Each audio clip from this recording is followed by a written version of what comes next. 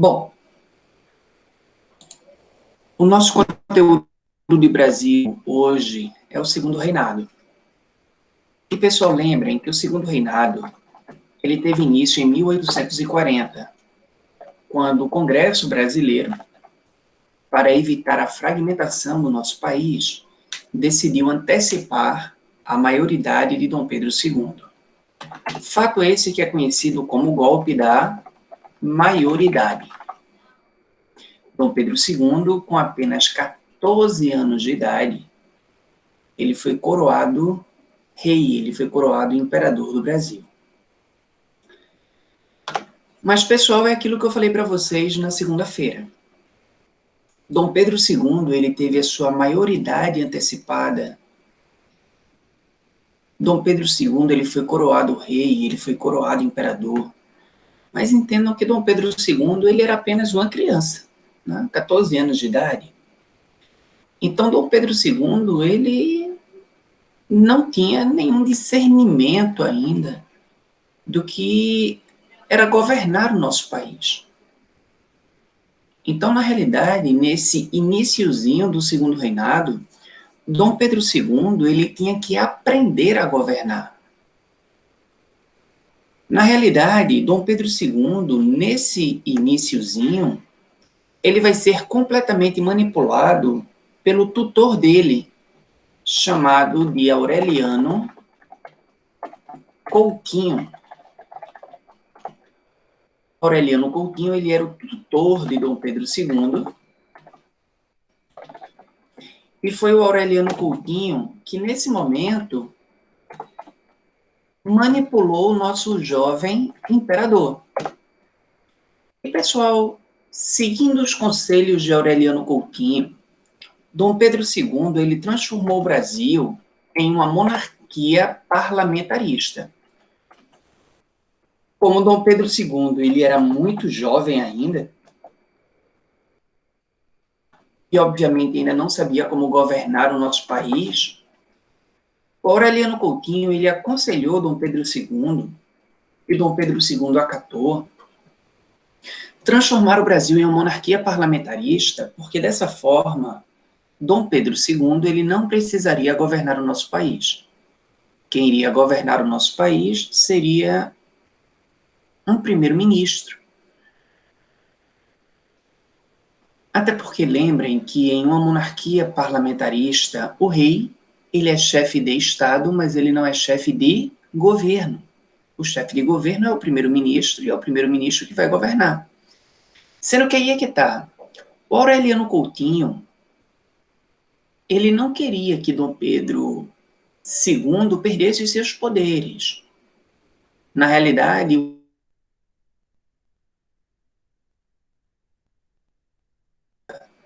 aprendesse o que era o traquejo político.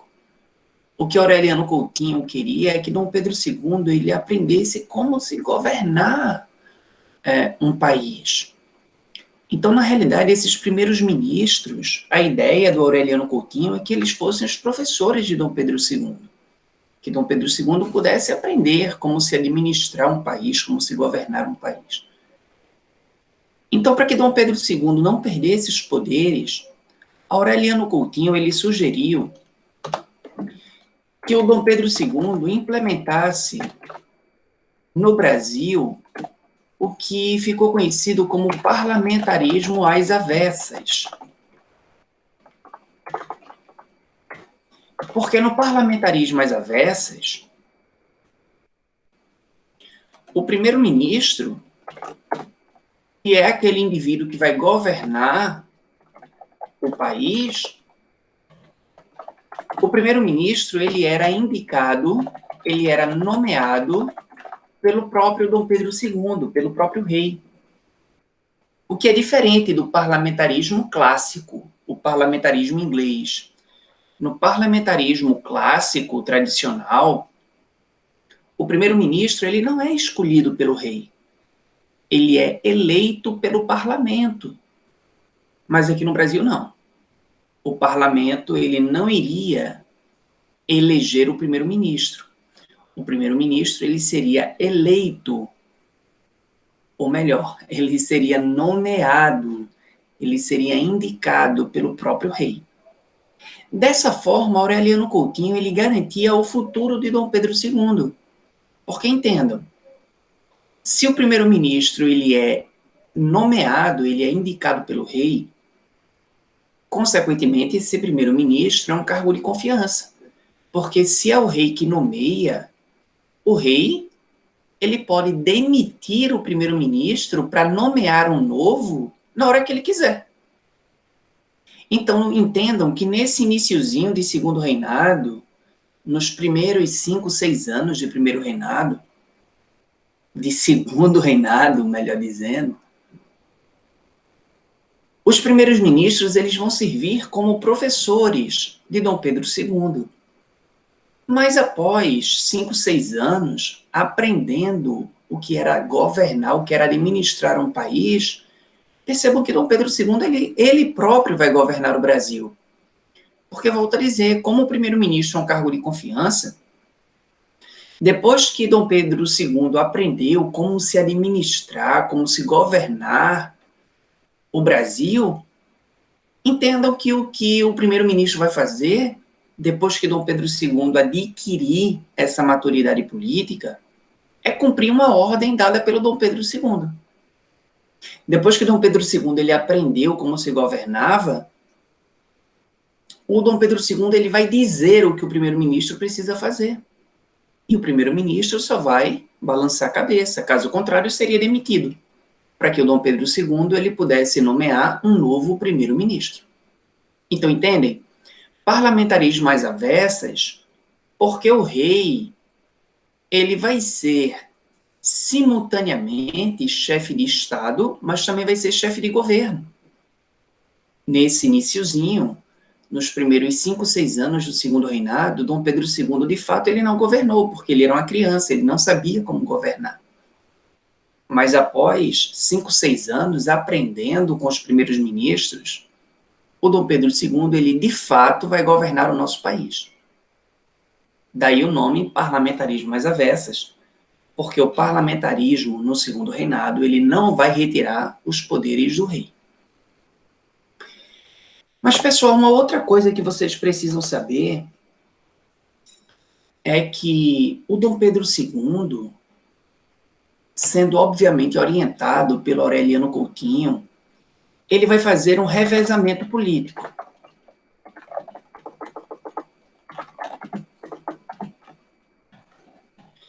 Eu falei para vocês, na aula passada, que no período regencial surgiram aqui no Brasil 3 partidos políticos, lembram? O Partido Conservador, o Partido Liberal Moderado e o Partido Liberal Radical. E foi a disputa pelo poder entre esses partidos que fez com que o Brasil ele corresse o risco de ser fragmentado em vários países. Então, como aqui no Brasil existiam 3 partidos políticos, o Aureliano Coutinho ele orientou Dom Pedro II a fazer um revezamento. Ou seja, um primeiro-ministro seria liberal e o outro seria conservador. Um primeiro-ministro representaria o Partido Liberal, o outro primeiro-ministro iria representar o Partido Conservador.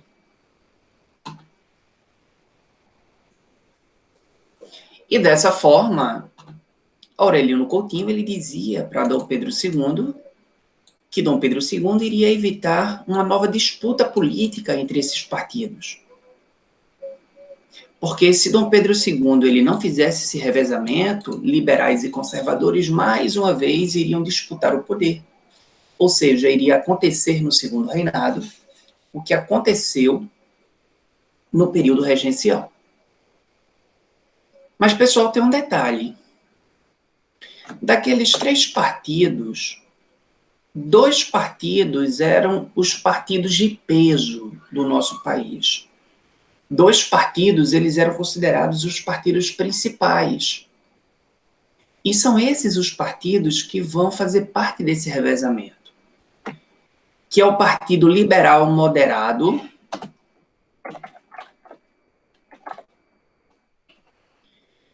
que é a nossa elite ruralista,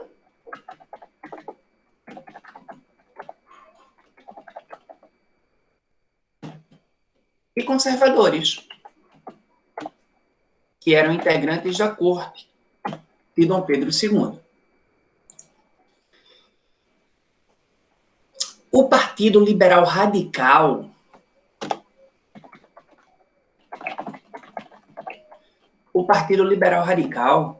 que era o partido da classe média, ele era considerado o partido minoritário. Ele era considerado o partido mais fraco. E por isso mesmo, esse partido ele ficou excluído daquele revezamento político.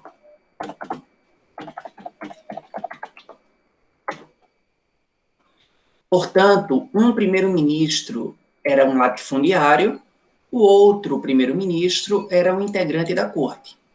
Um primeiro-ministro era integrante da corte, o outro era um latifundiário.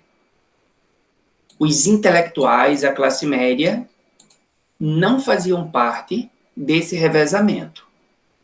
É exatamente por isso que explodiu aqui em Pernambuco uma revolta, chamada de Revolução Praieira.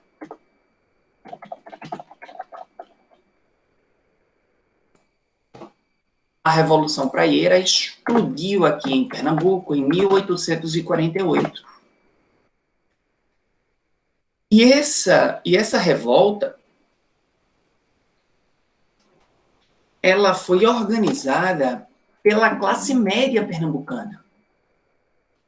Pessoal, aqui em Pernambuco, o Partido Liberal Radical, ele era chamado de Partido da Praia. Daí o nome, Revolução Praieira. O Partido da Praia, ele era o partido dos intelectuais pernambucanos. Era o partido da classe média de Pernambuco. E como a classe média ficou excluída do revezamento político, então a classe média de Pernambuco decidiu se revoltar contra Dom Pedro II. Portanto, vejam, e quem quiser anota aí no caderno como dica. Pernambuco se revoltou contra o pai, contra o filho e contra o neto.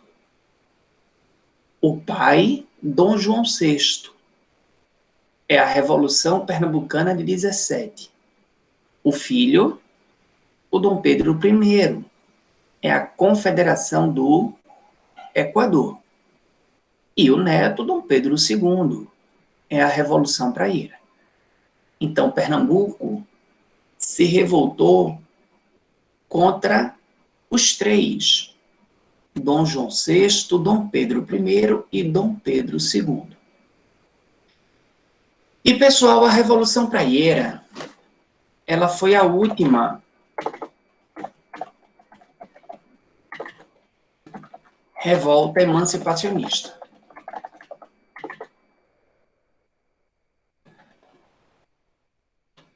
Ou seja, a última revolta que pretendia se separar do resto do Brasil.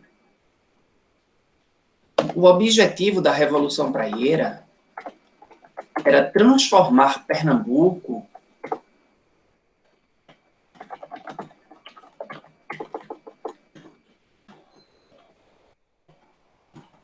em uma república independente.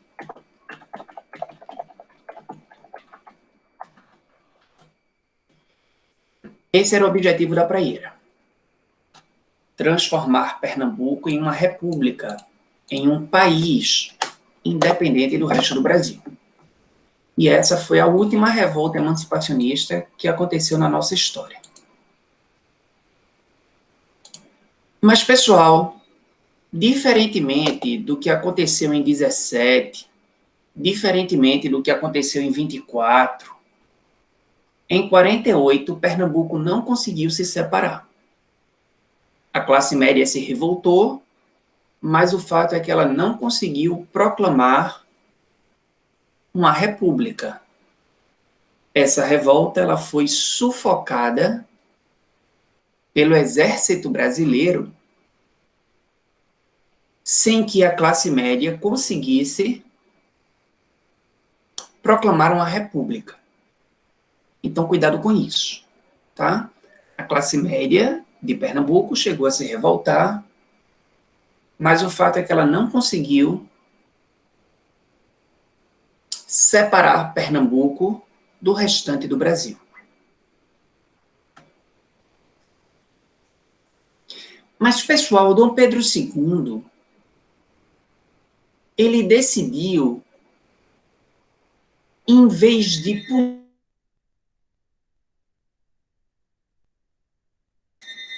Dom Pedro II, ele percebeu que toda vez que você pune um determinado território, toda vez que você pune uma determinada sociedade, essas pessoas acabam querendo uma revanche.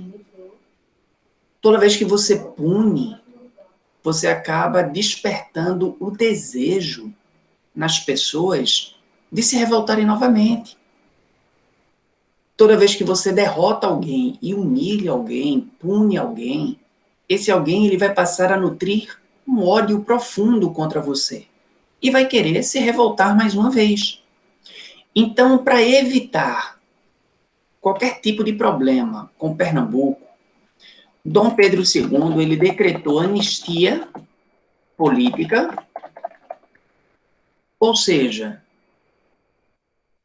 nenhum pernambucano que fez parte da Revolução Praieira, nenhum foi punido, tá? Ele decretou anistia política, e mais do que isso, ele incluiu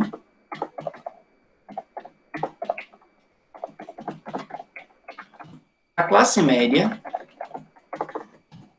no revezamento político.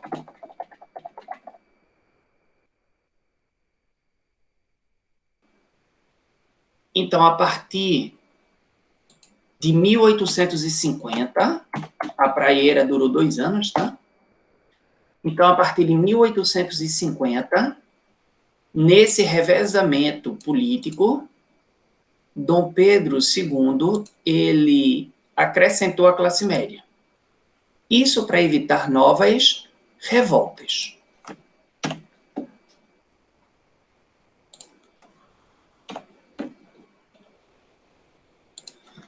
Bom, pessoal, no segundo reinado, o café ele se tornou o nosso mais importante produto de exportação.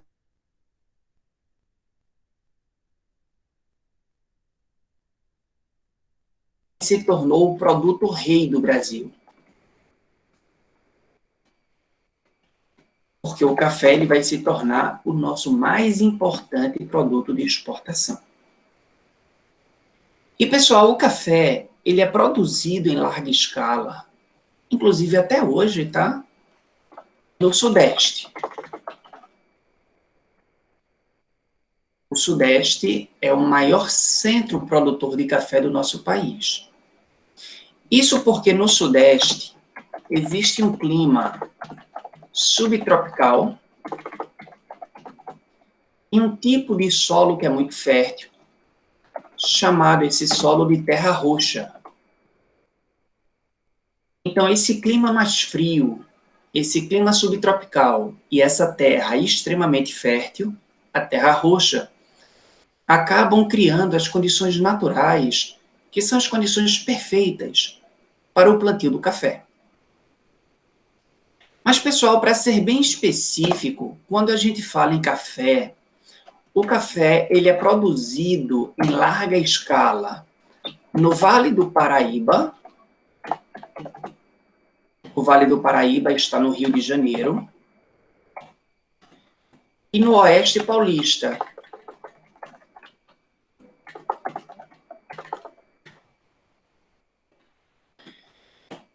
E pega o interior de São Paulo e Minas Gerais. Então, o café, ele é produzido em larga escala no Sudeste, precisamente no Vale do Paraíba e no Oeste Paulista. Mas aí eu preciso que vocês saibam que no início, o café, ele era produzido em plantation. Ou seja, o café, ele era produzido em latifúndios. Lembram do plantation? O plantation é doce, doce feito mel. Lembram disso? Então, o café, ele era produzido em latifúndios, é o L. Esses latifúndios eram monocultores, é o M. O café era produzido para o mercado externo, é o primeiro E. E a mão de obra utilizada pelos cafeicultores era mão de obra escrava, é o segundo E. Então, percebam que para produzir café, no início, os cafeicultores, eles exploravam o trabalho escravo.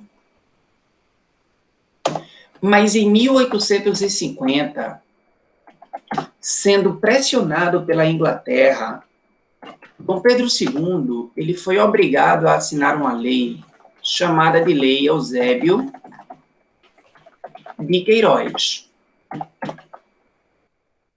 E a Lei Eusébio de Queiroz, ela proibia o tráfico intercontinental de escravos. Traduzindo, pela Lei Eusébio de Queiroz, o Brasil não poderia mais importar escravos africanos. O Brasil não poderia mais trazer escravos da África, porque o tráfico intercontinental ele estava proibido. Tráfico intercontinental é comércio externo, tá, pessoal? Então, o Brasil não podia mais importar escravos. E, pessoal, como o Brasil não podia mais importar escravos, os cafeicultores, eles, para adquirirem escravos, eles vão recorrer ao tráfico interprovincial, que é o comércio interno, tá, pessoal? Vou colocar aqui para facilitar a vida de vocês. Tráfico intercontinental, comércio externo, tá? Tráfico interprovincial, comércio interno de escravos. Ou seja, os cafeicultores, eles vão comprar escravos aqui dentro do Brasil, principalmente de senhores de engenho, daqui do Nordeste, como o açúcar estava em queda. Então, muitos senhores de engenho, eles colocavam seus escravos à venda. Então, os cafeicultores do Sudeste, eles vão recorrer a esse tipo de comércio, tá? Eles vão comprar escravos dos senhores de engenho. Isso a gente chama de tráfico interprovincial, tráfico interno, o comércio local de escravos. E isso a Lei Eusébio de Queiroz, ela permitia, tá? Mas os cafeicultores, eles também vão recorrer ao tráfico clandestino de escravos. Só entendam que a lei proibia a importação de negros. Mas essa importação, ela vai continuar a acontecer. Vai surgir o tráfico clandestino de escravos. Inclusive, a praia de Porto de Galinhas, ela ganha destaque nesse momento. O Porto de Galinhas era um porto clandestino de escravos. Então, o que é que acontecia? Os escravos vinham da África, em vez de desembarcarem no porto do Recife, que era o porto oficial, né? Eles desembarcavam num porto clandestino, porque se o navio negreiro ele atracasse no porto do Recife, obviamente o navio seria preso, a mercadoria seria apreendida. Então, o navio negreiro ele ia para o Porto de Galinhas, para a praia do Porto de Galinhas. E aí, quando o navio negreiro chegava lá, as pessoas aqui em Pernambuco elas eram informadas de que as galinhas chegaram no porto. Galinhas eram pseudônimos para os escravos. Então, muitos cafeicultores eles recorriam ao tráfico clandestino de escravos. Mas entendam, pessoal, que isso fez com que o preço dos escravos aumentasse. O preço dos escravos aumentou. Em 8.000%. Como o tráfico ele está proibido,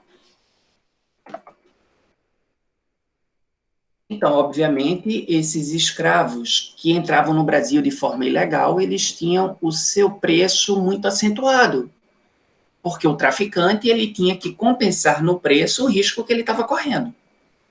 Da mesma forma, o tráfico interprovincial, né, pessoal? Eu sou um senhor de engenho, eu estou em crise, né? O açúcar está em crise. Legalmente falando, os escravos eles não podem ser importados. Então, quem quiser ter um escravo legal, quem quiser ter um escravo reconhecido por lei, para quem não quiser ter problema com a justiça, você vai ter que comprar a mim. E, obviamente, eu vou me aproveitar desse cenário para lucrar em cima desse escravo. Então, o fato é que a Lei Eusébio de Queiroz, ela fez com que o preço do escravo aumentasse de forma absurda. O preço do escravo teve aumento de 8.000% em menos de um ano, de 1850 a 1851. Em meses apenas. A peça era o nome que se dava na época à unidade do escravo. A peça teve um aumento de 8.000%. E aí é que está o problema. O escravo ele está muito caro por conta da Lei Eusébio de Queiroz. O escravo ele está muito caro, mas ao mesmo tempo o escravo é pouco produtivo.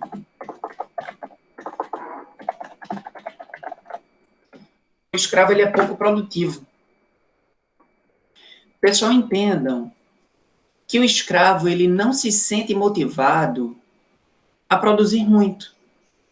Porque o escravo sabe que ele não vai ficar com nada do que ele produzir. E ele não só não vai ficar com nada do que ele está produzindo, como ele não recebe nada pelo trabalho dele. Aliás, até recebe, né? Humilhação, pancada, assédio, né? Então, os escravos, eles não se sentiam motivados em produzir. O escravo, ele tinha que trabalhar, porque senão ele apanhava, mas ele trabalhava em slow motion, ou seja, ele trabalhava em ritmo lento. Se eu posso produzir, sei lá, 10 pés de café por dia, eu não vou produzir 10 pés de café, porque eu não vou ficar com nada, eu sou escravo, não vou ficar com nada. Eu vou produzir um pé de café. Em vez de produzir 10, eu produzo 1. Eu sou obrigado a produzir, mas eu vou produzir no meu ritmo. No ritmo de slow motion, no ritmo lento. Então, o escravo é pouco produtivo. É tanto que para você produzir muito com o escravo, você precisa de uma grande quantidade de escravos. Mas o escravo agora está muito caro. Então, os cafeicultores, eles perceberam, a partir de 1850, a partir da Lei Eusébio de Queiroz, os cafeicultores eles perceberam que não valia a pena não valia a pena você ficar gastando dinheiro com escravo, não valia a pena. Porque o investimento é muito alto para pouca produtividade. Os cafeicultores, eles perceberam que era mais interessante, era mais lucrativo contratar imigrantes, que eram trabalhadores livres, ou seja, eles recebiam um salário, e que, por serem livres, por receberem um salário, eles iriam se sentir motivados a trabalhar. Consequentemente, eles iriam produzir mais. Então, eu, que sou um cafeicultor, eu vou ter um custo pagando um salário para esses imigrantes, mas esses imigrantes, eles vão produzir tanto, mas tanto para mim, que o que eu estou pagando de salário acaba sendo irrisório. Essa é a lógica do capitalismo, né, pessoal? É o que o Karl Marx ele chamou de mais-valia. Você paga um salário para motivar o empregado, e esse empregado ele vai produzir tanto, mas tanto para você, que no final das contas o que você está gastando de salário, o que você está gastando de folha de pagamento, acaba sendo muito pequeno, acaba sendo uma fatia diminuta, se comparada ao lucro que esse empregado ele vai gerar para você. E, pessoal, a estratégia, ela deu super certo. Os imigrantes, quem quiser coloca no caderno, tá? Alemães, italianos, austríacos, espanhóis,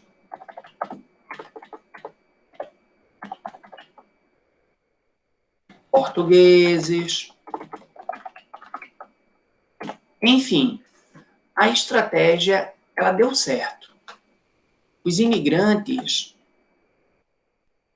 eles vão produzir tanto café, mas tanto café para esses cafeicultores, que os cafeicultores eles vão ter um excedente de capital. Os cafeicultores eles vão ter um excedente de capital. Traduzindo, os cafeicultores eles vão ganhar tanto dinheiro, mas tanto dinheiro exportando café, que esses cafeicultores eles não vão conseguir gastar tudo o que eles ganhavam.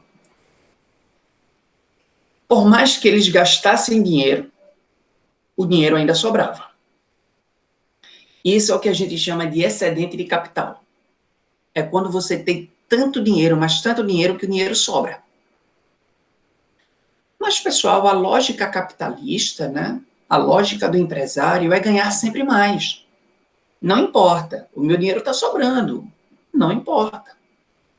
Mas eu quero faturar cada vez mais. É a fome, né, pessoal? É a gana pelo dinheiro, né? É isso que move o capitalismo, é isso que move o empresário, né? O empresário nunca está satisfeito com o que tem. Então, querendo aumentar o seu faturamento, os cafeicultores eles vão pegar esse excedente de capital e eles vão investir no setor secundário. Ou seja, eles vão investir na produção industrial.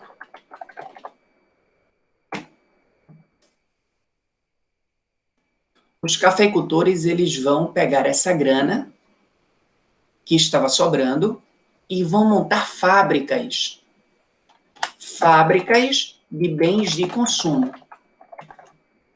Fábrica de roupa, fábrica de sapato, fábrica de chapéu, fábrica de óculos, fábrica de perfume. Enfim, bens de consumo.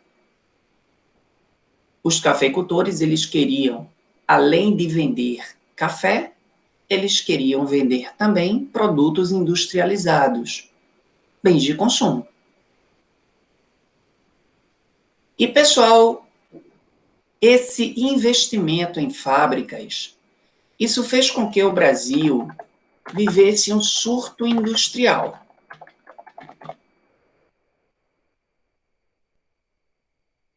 E esse surto industrial, ele é conhecido como a Era Mauá. Esse surto industrial que o Brasil viveu no segundo reinado, ele é conhecido pelo nome de Era Mauá. Mas, pessoal, vocês precisam entender que surto é algo passageiro, é algo transitório. Por exemplo, quando a gente diz que uma pessoa surtou de raiva, eu estou dizendo que essa pessoa, ela de uma hora para outra, ficou com muita raiva, mas rapidamente essa raiva foi embora. Teve um surto, teve um momento de raiva. Então, se eu falo de um surto industrial, eu estou dizendo que essas fábricas, com a mesma velocidade que surgiram, elas faliram. Isso porque essas fábricas, elas não tiveram como concorrer com os produtos da Inglaterra. A população brasileira, ela dava preferência aos produtos ingleses. Porque, para o mercado consumidor brasileiro, os produtos da Inglaterra, eles eram de melhor qualidade e esses produtos, eles eram muito baratos. Até porque, pessoal, quem quiser, coloca no caderno. Existia uma tarifa aqui no Brasil, chamada de tarifa Silva Ferraz. Pessoal, tarifa alfandegária ou imposto alfandegário é imposto de importação, tá? Quem quiser, coloca isso no caderno. Vou até colocar aqui para vocês. Imposto de importação, tá? Então, tarifa alfandegária ou imposto alfandegário é imposto de importação, tá bom? Então, aqui no Brasil, na época, existia uma tarifa, existia um imposto de importação, chamada de tarifa Silva Ferraz. E a tarifa Silva Ferraz, ela taxava em 15% os produtos ingleses. Ou seja, praticamente os produtos da Inglaterra, eles não pagavam impostos para entrar no Brasil. 15% é um valor muito pequeno para se tributar um produto importado. Então, como os produtos ingleses, eles pagavam um pequeno imposto para entrar no Brasil, pagava apenas 15%, então, consequentemente, esses produtos, eles eram vendidos no Brasil por um preço muito baixo.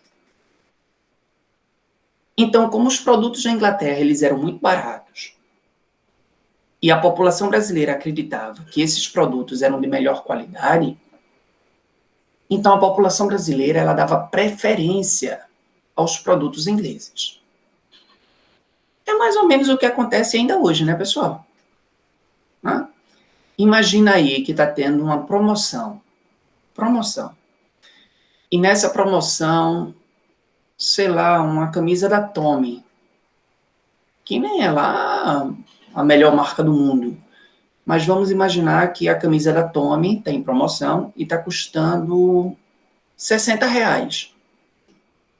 E uma camisa Toritama, que por sinal, em Toritama, existem mercadorias de excelente qualidade, tá, pessoal? Inclusive, a gente sabe que boa parte das empresas compram roupa em Toritama e só colocam a marca por cima, né? E revendem. Mas, enfim, mas imaginem, uma camisa com a marca Tommy, R$ 60. E uma camisa made in Toritama, R$ 40. Provavelmente as pessoas, elas vão preferir comprar a camisa da Tommy. Porque na cabeça das pessoas, a camisa da Tommy, ela é melhor do que a camisa do Toritama, até porque as pessoas não entendem muito bem de tecido, né? Você compra pela marca, né? Então, se é Tommy, a marca para a população é boa. Toritama se diz que nem marca tem, né? Então, percebam que existe um preconceito absurdo com relação aos produtos nacionais, o que não deveria acontecer, né? Ao contrário, a população brasileira deveria incentivar a produção do próprio Brasil, né? Mas infelizmente isso não acontece. Porque na nossa cabeça, o produto importado, percebam que isso é cultural, né? Isso acabou sendo reproduzido aqui no Brasil desde o período colonial. Aqui no Brasil, as pessoas aprenderam que os produtos da Europa, eles eram melhores do que os produtos brasileiros. Então, a população aprendeu isso, acabou reproduzindo isso. E até hoje, essa mentalidade colonial, ela faz parte do nosso cotidiano, né? Então, se a camisa Tommy está R$60 e a camisa Toritama está 40, eu garanto a vocês que a maior parte das pessoas, elas vão preferir a camisa Tommy. Foi isso que aconteceu no Segundo Reinado. Como os produtos ingleses, eles eram produtos baratos, porque eles pagavam pouco imposto para entrar no Brasil. E eram produtos de marca, então a população brasileira ela dava preferência aos produtos da Inglaterra em detrimento aos produtos nacionais. Então, rapidamente, as fábricas, elas faliram. Em menos de 10 anos, praticamente todas aquelas fábricas faliram, porque elas não tinham como competir com a Inglaterra.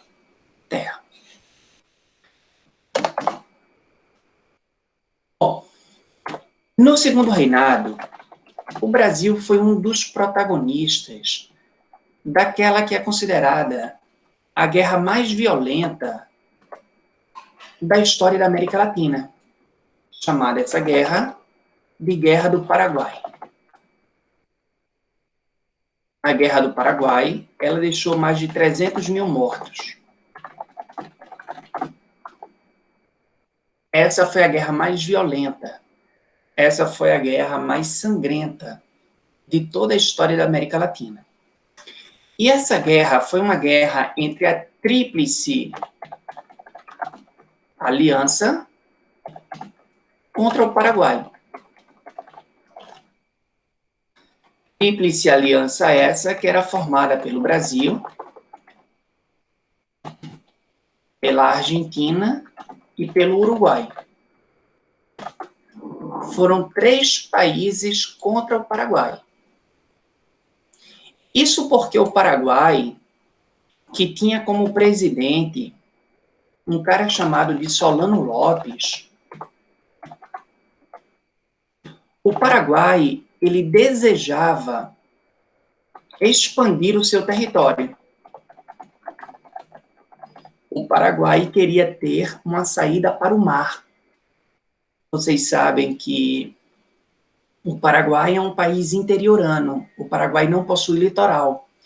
Então, Solano Lopes, ele queria que o Paraguai tivesse uma saída para o mar, para que o Paraguai pudesse exportar mercadorias. O grande sonho do Solano Lopes era industrializar o Paraguai. Mas para o Paraguai se industrializar, o Paraguai precisava exportar. E para exportar naquele momento era necessário um porto. Era necessário uma saída para o mar. E essa expansão territorial seria uma expansão para o norte da Argentina, sul do Brasil e Uruguai. O Paraguai, mais o norte da Argentina, mais o sul do Brasil e mais o Uruguai, o Paraguai se tornaria um novo país. Esse Paraguai com saída para o mar, pessoal, norte da Argentina, sul do Brasil e Uruguai, constitui a Bacia do Prata, tá? a segunda maior bacia hidrográfica da América Latina. A Bacia do Prata só perde para a Bacia do Amazonas. Tá bom? Então, o que o Solano Lopes queria é que a Bacia do Prata passasse a ser do Paraguai, para que o Paraguai ele tivesse acesso ao Atlântico, tivesse acesso ao mar. E esse Paraguai, com saída para o mar, ele seria batizado com o nome de Grande Paraguai. O Grande Paraguai nada mais seria do que esse Paraguai com saída para o mar. Pessoal, até aqui, tá todo mundo entendendo direitinho? Tá de boa? Tá todo mundo entendendo o meu raciocínio?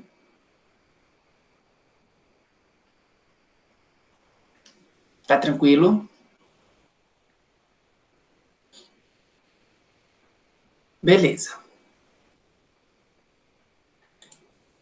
Então, o Paraguai queria uma saída para o mar. E para ter essa saída para o mar, o Paraguai precisava de uma parte do Brasil, precisava de uma parte da Argentina e precisava de todo o Uruguai. Então, obviamente, né, pessoal, o Brasil, a Argentina e o Uruguai se sentiram ameaçados pelo Solano Lopes, se sentiram ameaçados pelo Paraguai.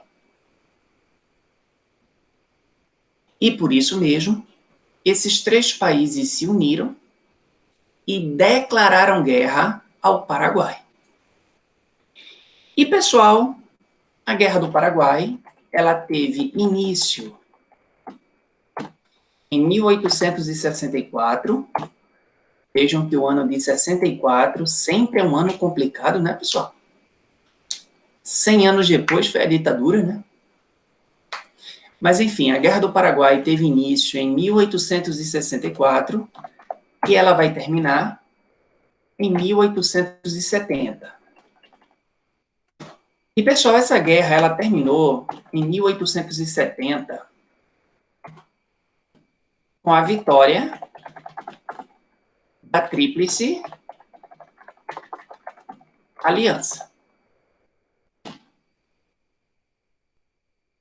Logo, eu posso dizer para vocês que o Brasil venceu essa guerra. Até porque só importa para a gente falar do Brasil, né, pessoal? É claro que essa guerra ela trouxe consequências para todos os envolvidos. Mas a nossa ênfase, obviamente, é no Brasil. Então, eu posso dizer para vocês que o Brasil venceu a Guerra do Paraguai. Mas o fato é que essa vitória, por incrível que pareça, ela provocou a crise do Segundo Reinado.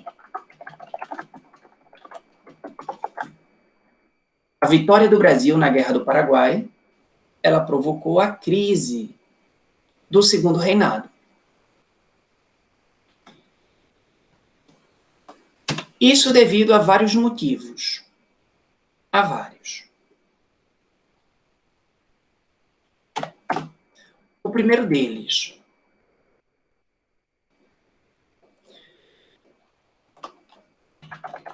o aumento da dívida externa. Para vencer a Guerra do Paraguai, o Brasil pediu empréstimos à Inglaterra. Dom Pedro II ele pediu empréstimos aos ingleses. E depois que a guerra acabou, obviamente o Brasil vai ter que pagar essa dívida. E para pagar essa dívida, Dom Pedro II ele vai decretar aumento de impostos. E, pessoal, sempre que um governo aumenta impostos, esse governo ele se torna impopular. Ou seja, a população ela tende a se voltar contra o governo que aumenta impostos. Então, a partir do momento que Dom Pedro II ele aumentou os impostos para pagar a dívida externa, ele provocou uma insatisfação junto à população brasileira. Terceiro motivo. Dom Pedro II ele se indispôs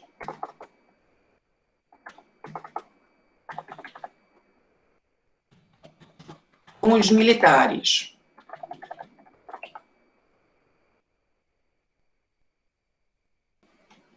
Os militares, eles venceram a Guerra do Paraguai e quando retornaram da guerra, eles acabaram tendo um atrito, eles acabaram se indispondo com Dom Pedro II. E os militares, eles se indispuseram com Dom Pedro II por dois motivos. O primeiro deles é a questão dos voluntários da pátria.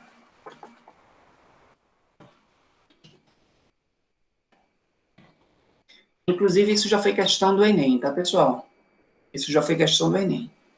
Pessoal, os voluntários da pátria foram escravos que foram mandados para a Guerra do Paraguai.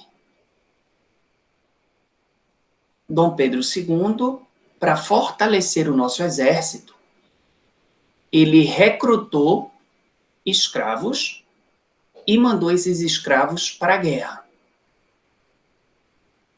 E Dom Pedro II, para motivar esses escravos, ele prometeu que se o Brasil vencesse a guerra, todos aqueles negros seriam libertados. Todos aqueles voluntários da pátria seriam libertados.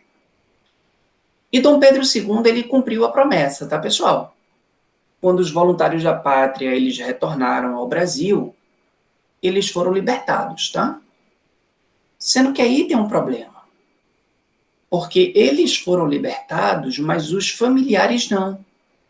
Então, imagina, eu volto da guerra, eu venci a guerra, eu ganho a liberdade, mas a minha mãe é escrava, o meu pai é escravo, o meu irmão é escravo, os meus familiares são escravos.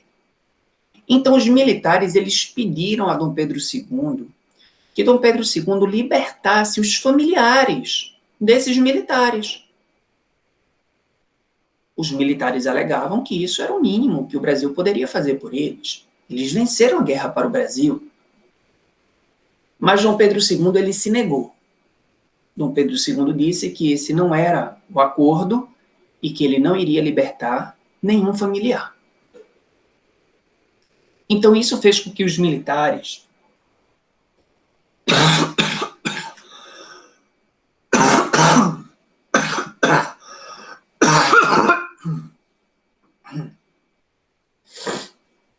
desculpem, me engasguei. Então, isso fez com que Dom Pedro II ele acabasse se indispondo com os militares.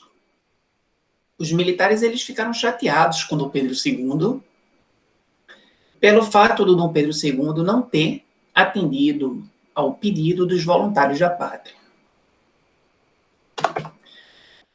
O segundo motivo que fez com que os militares ficassem chateados com Dom Pedro II foi a lei do Montepio. Pessoal, o Montepio era um auxílio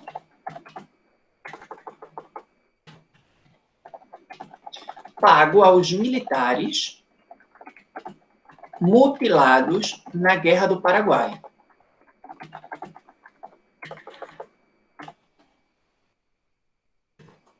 Então, se um militar ele voltou da Guerra do Paraguai mutilado, esse militar ele iria receber o Montepio. O Montepio seria esse auxílio. Mas aí tem um problema. Pela lei do Montepio, esse auxílio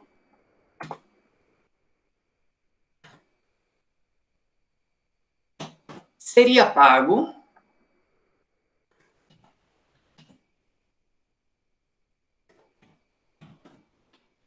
por uma taxação sobre os militares da ativa. Como assim, Everaldinho? Eu não entendi.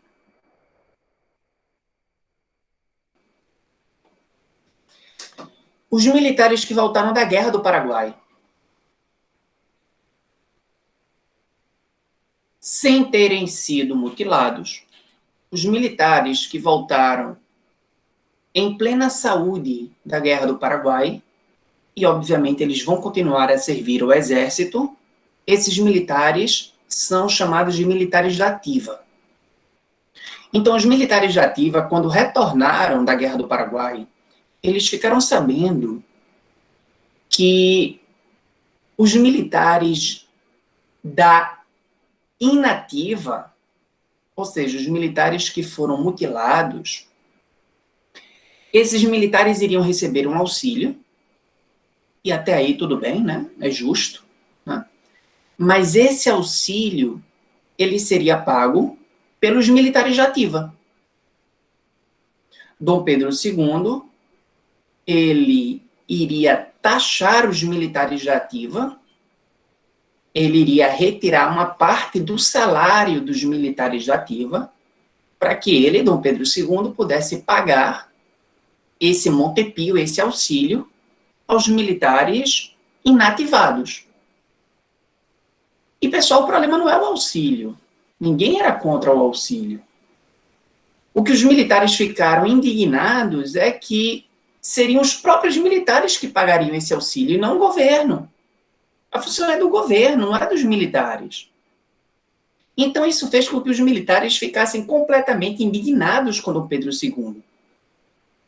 Não à toa, os militares, eles começaram a dar entrevistas, eles começaram a falar na imprensa, defendendo o positivismo.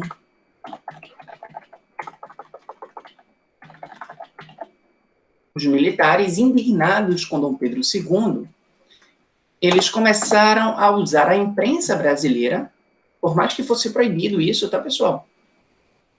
Inclusive, vários militares foram presos por conta disso, tá? Porque militar não podia dar entrevista, não podia dar nenhuma declaração junto à imprensa. Mas o fato é que os militares usaram a imprensa, eles usaram jornais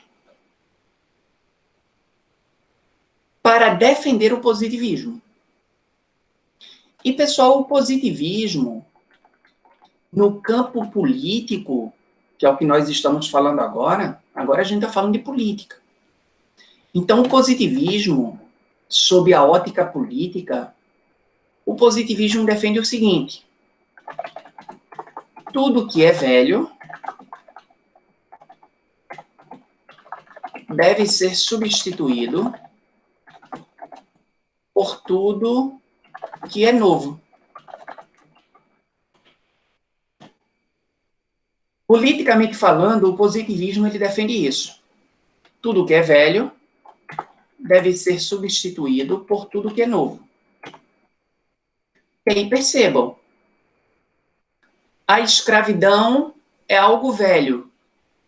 Então, se a escravidão é algo velho, o novo é o fim da escravidão. A monarquia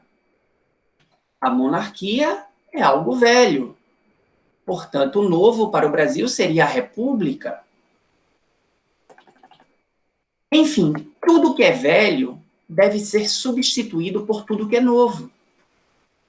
E o fato é que, ao defender o positivismo, os militares eles conseguiram o apoio de toda a elite brasileira. Toda a elite decidiu apoiar os militares. Toda a elite brasileira decidiu se unir aos militares contra Dom Pedro II. Por exemplo, a classe média.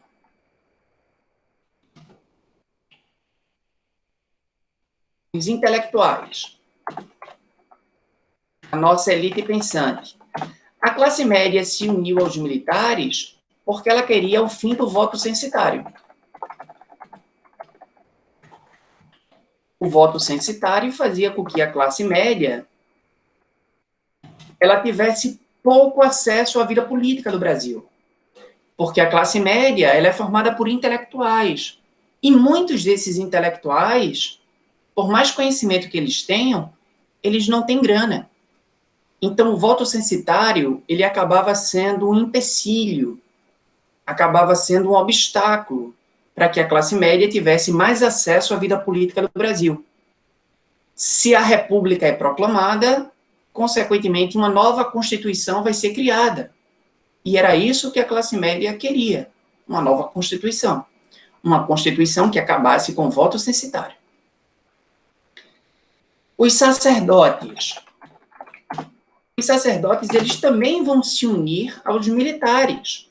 A Igreja Católica vai se unir aos militares, porque a Igreja Católica queria o fim do padroado e do beneplácito.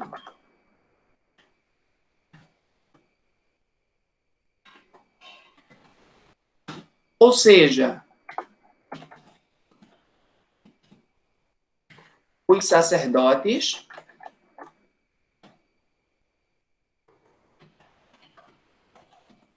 queriam que a Igreja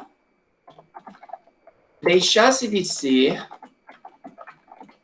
subordinada ao Estado.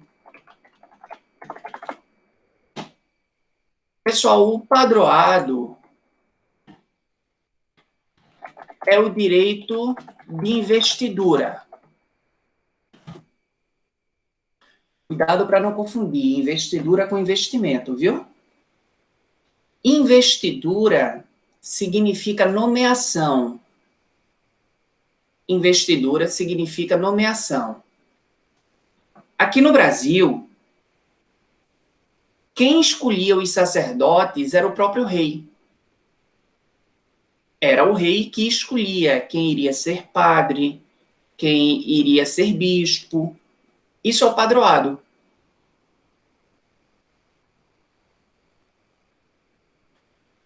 Oi, Eliane, tá certo, meu amor. A gente já tá no finalzinho, tá? Um beijo bem grande para você. Fica com Deus. Então, o padroado é o direito de investidura. Aqui no Brasil, Dom Pedro II, era ele que escolhia quem eram os sacerdotes. Já o beneplácito era o direito de veto, de bula. Bula é toda lei assinada pelo Papa. Toda lei assinada pelo Papa a gente chama de bula. E se o Papa assina uma bula, consequentemente, todos os sacerdotes católicos precisam obedecer a essa bula, precisam obedecer a essa ordem dada pelo Papa. Sendo que aqui no Brasil existia o beneplácito, que é o direito de veto. Ou seja, se o rei não concordasse com essa bula, a Igreja Católica Brasileira, os sacerdotes católicos aqui no Brasil, eles não poderiam obedecer à ordem do Papa. A bula estaria vetada. Isso é o beneplácito.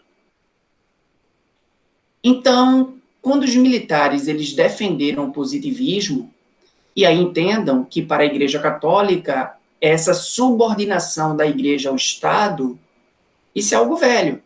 Então, o novo para a Igreja Católica seria o fim dessa subordinação. Então, quando os militares eles defenderam o positivismo, os sacerdotes eles passaram a concordar com a proclamação da República, para que o Brasil se tornasse um Estado, para que o Brasil se tornasse um país laico. País laico é quando o governo, é quando o Estado ele se separa da religião. Quando o Estado ele se separa da religião, consequentemente o Estado ele não pode mais intervir na religião. Era isso que a Igreja Católica, era isso que os sacerdotes desejavam naquele momento. E, por fim, a elite ruralista, os latifundiários.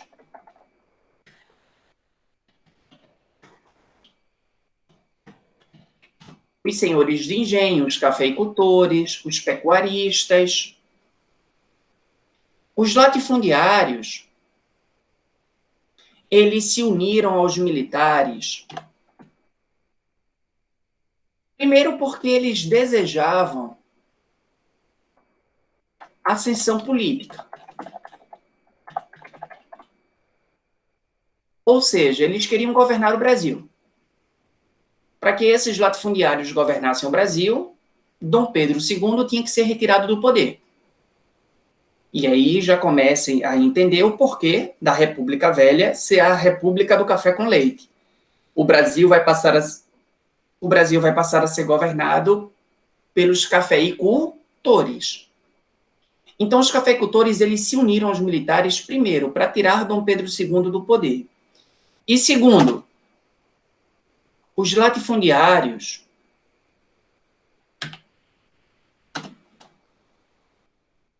eles não aceitaram o fim da escravidão sem o pagamento de indenização. Traduzindo, os latifundiários eles queriam uma revanche política.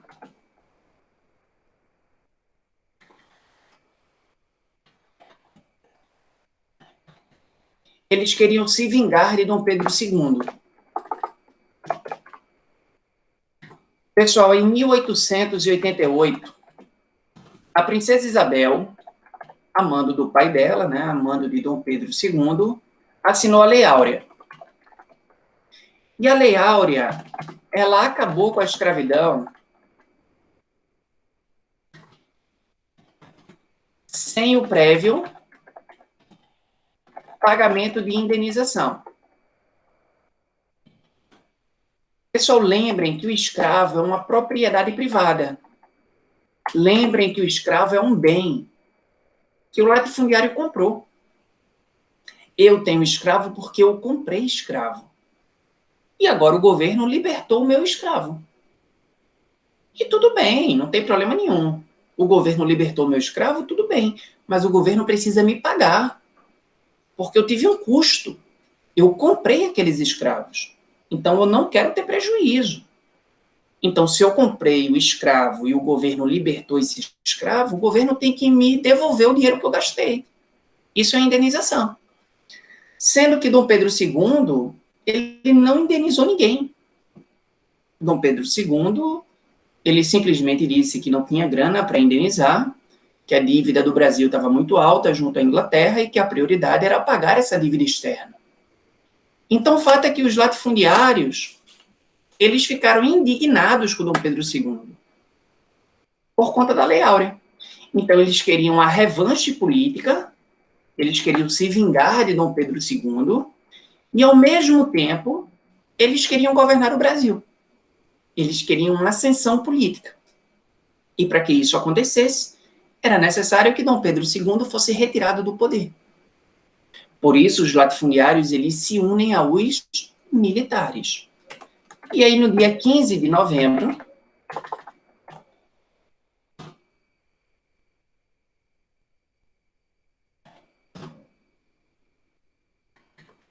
de 1889,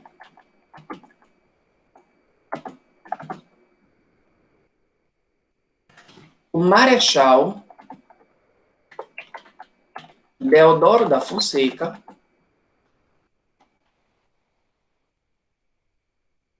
tendo o apoio da elite brasileira, né, pessoal? Tendo o apoio da Igreja Católica, tendo o apoio da classe média, tendo o apoio dos latifundiários, enfim. O Marechal Deodoro da Fonseca derrubou Dom Pedro II do poder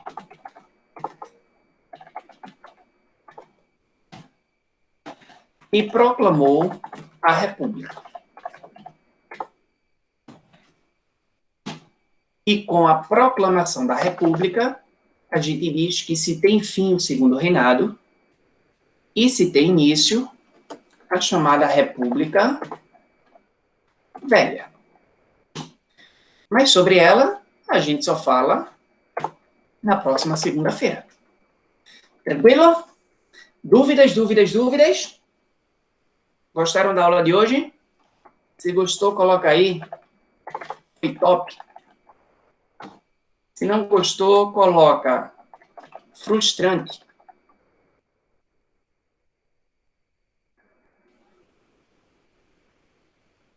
Massa, massa.